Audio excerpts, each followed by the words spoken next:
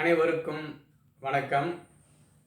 இந்த நிகழ்ச்சியில் விநாயகருக்கு கொழுக்கட்டை படைப்பது ஏன் அப்படிங்கிறத பார்க்க போகிறோம்.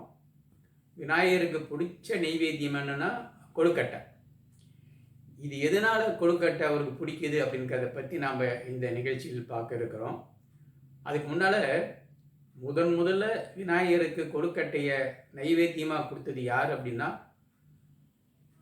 அருந்ததி. அவங்க தான் விநாயகருக்கு மோதகம் சொல்கிற கொழுக்கட்டையை கொடுத்தவங்க. இப்போ இதுக்கு பின்னால் ஒரு கதை இருக்குது. அது என்னன்னு பார்த்தோம்னாங்க, அதாவது அந்த காலத்தில் ஞானபாலி அப்படிங்கிற ஒரு அரசன் ஒருத்தர் இருந்தான். ரொம்ப நல்லவன், விநாயகர் மேலே அளவு கடந்த பக்தி உடையவன்.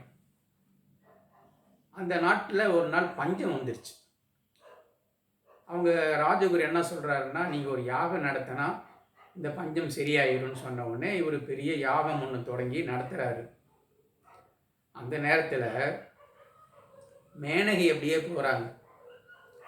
அதை பார்த்த உடனே இந்த ஞானபாலிக்கு மேனகை மேலே ஆசை யாகத்தை அப்படியே பாதியிலே விட்டுட்டு மேனகை பின்னால் போகிறார். மேனகை பார்க்குறாங்க. பார்த்துட்டு, இந்தமாரி நீங்கள் பண்ணுறது சரியில்லை மன்னனே, நீங்கள் ரொம்ப நல்லவங்கன்னு நான் கேள்விப்பட்டேன். இப்போ என் பின்னால் எதுக்கு வரீங்க? உங்கள் வேலை என்னவோ அதை நீங்கள் போய் பாருங்கன்னு சொன்ன உடனே ராஜா வந்துடுறார். வந்துட்டு பாதியிலே விட்ட யாகத்தை தொடங்குறாரு.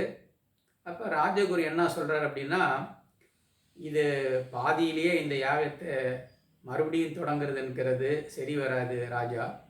அதனால் இந்த யாகத்தை அப்படியே முடிச்சுட்டு இன்னும் கொஞ்ச நாள் கழிச்சுட்டு புதுசாக ஒரு யாகம் தொடங்கலாம் அப்படின்னு சொல்கிறாரு.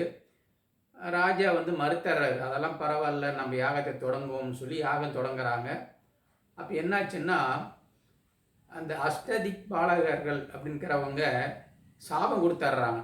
அஷ்டதிக் பாலகர்கள் என்ன சாபம் அப்படின்னா, நீ ஒரு கொடிய ஒரு பூதமாக மாறிடுவ அப்படின்னு சொல்லிட்டு சாபம் கொடுத்துட்றாங்க.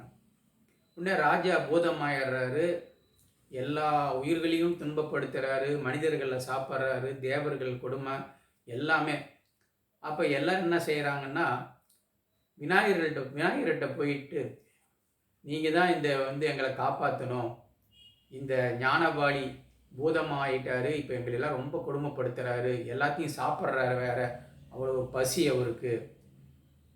அதே ஞானபாலி என்ன பண்ணுறாருன்னா, பூதமானாலும் விநாயகர் மேலே பக்தியே மாறல. அதே விநாயகர் பக்தியோடு இருக்க. அப்போ விநாயகர் பார்த்தார், நம்ம பக்தனாச்சு அவனை நாம் பெரிய தண்டனை கொடுக்கக்கூடாது. அவனை நாம் அருள் புரியணும் அப்படின்னு சொல்லிட்டு ஒரு வேடன் மாதிரி போய் சண்டை போடுறார். ஞானபாலிக்கு வந்தது யார்? விநாயகர்னு தெரிஞ்சிருச்சு.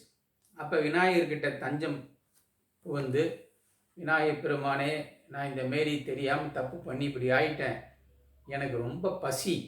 அது மட்டும் இல்லாமல் இப்படி ஆயிட்டேன். நான் எப்பயும் நான் உங்கூடையே இருக்கணும். நீ தான் அருள் புரியணும் அப்படின்னு சொன்ன உடனே விநாயகர் என்ன செய்கிறாருன்னா, அந்த ஞானபாலியை கொழுக்கட்டை வடிவமாக்கி தான் விஸ்வரூபமாகி அதை அப்படியே சாப்பிட்றார். அப்போ ஞானபாலி பிள்ளையாருடைய வயிற்றுக்குள்ளே போகிறாரு. எப்பயுமே பிள்ளையார் வயிற்றுக்குள்ளேயே இருக்கிறார். அப்போ பிள்ளையார் சொல்கிறாரு, எனக்கு யாரெல்லாம் கொழுக்கட்டையை நைவேத்தியம் செஞ்சு படைக்கிறாங்களோ அவங்களுக்கு நான் வேணுங்கிற அருள் தருவேன்.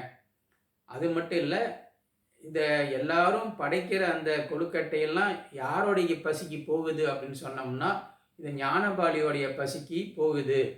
அதனால தான் நம்ம பிள்ளையாருக்கு கொழுக்கட்டையை நைவேத்தியமாக படைக்கிறோம் என்று கூறி இந்த நிகழ்ச்சியை இந்த அளவில் நிறைவு செய்கிறேன். நன்றி, வணக்கம்.